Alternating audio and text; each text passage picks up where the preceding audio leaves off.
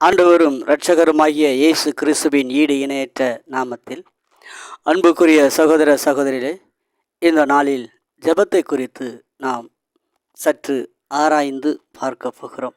அன்புக்குரிய சகோதரனே சகோதரியே, யாக்கோபின் புஸ்தகம் 5வது அதிகாரம் 17வது வசனத்தில் எலியாவின் ஜெபத்தை குறித்து நாம் பார்க்க போகிறோம். எலியாவின் ஜெபம் வேதவசனம் சொல்லுது, எலியா நம்மை போல பாடுள்ள மனிதன் என்று சொல்லப்படுகிறது. எலியா என்கிறவன் நம்மை போல பாடுள்ள மனிதனாய் இருந்தும் அவன் கருத்தாய் வேண்டிக் கொண்டான் என்று சொல்லப்படுகிறது. அன்புக்குரிய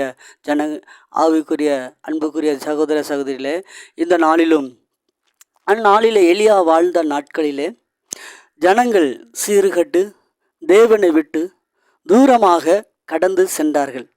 விக்கிரங்களை நாடி யெகோவா என்ற தெய்வத்தை விட்டு, செங்கடலை பிளந்து வழிநடத்தி வந்த தெய்வத்தை விட்டு வழி விலகி கர்த்தரை தேடாமல் தன் போக்கில் வாழ்ந்தார்கள். அப்படி வாழ்ந்து கொண்டிருந்த வேளையில் எலியா என்கிறவன் தேவனை நோக்கி இந்த ஜனங்களுக்காக மன்றாடி கருத்தாக ஜெபம் பண்ணினான் என்று வேதவசனம் சொல்லுகிறது. அவன் எவ்வளவு நாட்கள் அவன் காத்திருந்து கர்த்தருடைய சமூகத்தில் ஜெபம் பண்ணினான் என்று வேதவசனம் சொல்லப்படவில்லை. ஆகிலும் வேதம் சொல்லுகிறது, அவன் கருத்தாய் ஜெபம் பண்ணினான். அவனுக்கு வேத வசனம் கிடைக்கும் வரைக்கும் ஜெபித்திருக்கிறான்.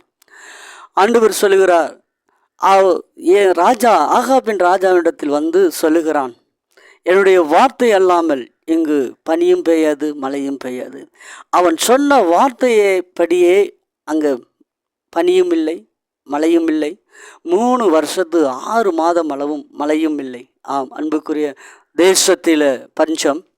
இப்படி பஞ்சம் வெளிப்பட்ட நாளில் அவன் மறுபடியும் ஆகாபின் இடத்தில் வந்து தன்னை காண்பித்து அவன் சொல்லுகிறான், இப்பொழுது பெருமழை இரைச்சல் உண்டாகிறது என்று. அவன் கர்மேல் பர்வதத்துக்கு ஏறி தன் முழங்கால் பட குனிந்து ஜெபம் பண்ணுகிறான். அந்த வேளையில் கையளவு மேகம் அதை விசுவாசத்தோடு, இப்பொழுது பெருமழையின் சத்தத்தை நான் கேட்கிறேன், நீ ரதத்தை பூட்டி கடந்து போங்கள் என்று சொல்லும் பொழுது அதேபடி அவன் கடந்து போகும் பொழுது பெருமழை உண்டானது.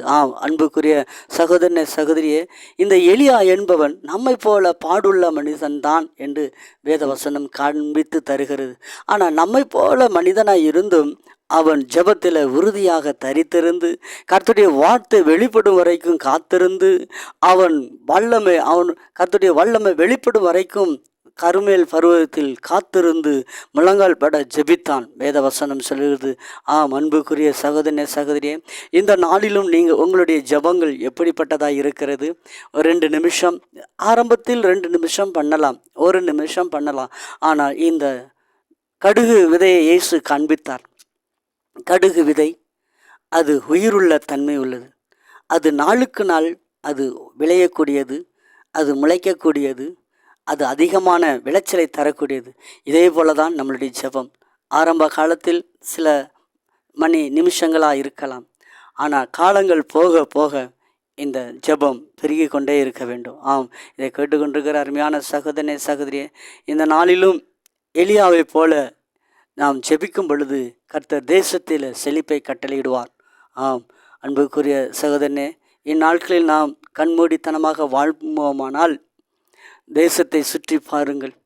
சிம்சோன், அதற்காகத்தான் தேவன் சிம்சோனை தேசத்தை சுற்றி பார் என்று சொன்னார். ஆனால் அவனுடைய பார்வை உலகத்தின் மேல் போய்விட்டது. இந்நாட்களில் ஆண்டவர் உன்னை சுற்றி இருக்கக்கூடிய ஜனங்களுடைய செய்கையை பார், அவதற்காக கர்த்தருடைய சமூகத்தில் கண்ணீரோடு ஜெபம் பண்ணு. கர்த்தர் உனக்கு வார்த்தையை வெளிப்படுத்துவார். அந்த வார்த்தையை கொண்டு நீ வெளிப்படுத்தும் பொழுது கர்த்தர் உன்னிலிருந்து கர்த்தர் வெளிப்படுவார். அப்பொழுதுதான் ஆண்டவர் உனக்கு வார்த்தையை தரும் பொழுது கர்த்தருடைய வார்த்தை உனக்குள் இருந்து வெளிப்படும் பொழுது உன்னை தேடி ராஜாக்கள் உன் ஒளியினிடத்தில் வருவார்கள். இதை குறித்து கேட்டுக்கொண்டிருக்கிற அருமையான சகோதரனே சகோதரியே, இந்த நாளின் உனக்காக நான் ஜெபிக்கிறேன். மகா இரக்கமும் கிருபையும் நிறைந்த நல்ல தகப்பனே, இந்த வேத வசனத்தின் ஆண்டவரே எலியாவை போல கருத்துன்றி ஆண்டவரே சோதரம் அற்புதங்கள் நடக்கும் வரைக்கும் காத்திருந்து ஜெபிக்க ஆண்டவரே அருமையான குடும்பத்தாருக்கும் அருமையான சகோதர சகோதரிகளுக்கும் ஜெபாவினால் நிரப்பும்படி ஜெபிக்கிறேன். ஆண்டவரே சுற்றி இருக்கக்கூடிய அருவருப்புகளை பார்த்து அதை கர்த்தருடைய சமூகத்தில் ஜெபிக்கக்கூடிய ஒரு கூட்டத்தை எழுப்பும்படி நான் ஜெபிக்கிறேன்.